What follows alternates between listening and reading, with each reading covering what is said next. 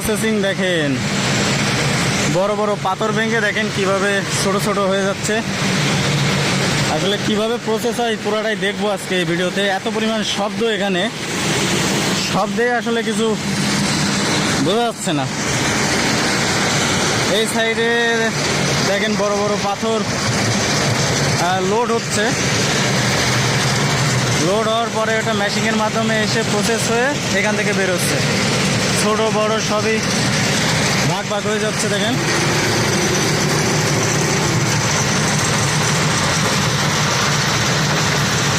পাথর কি পরিমাণ মজবুত, এই যে ভাইয়ের হাতুড়ি দিয়ে পিটানো দেখলেই বুঝতে পারবেন।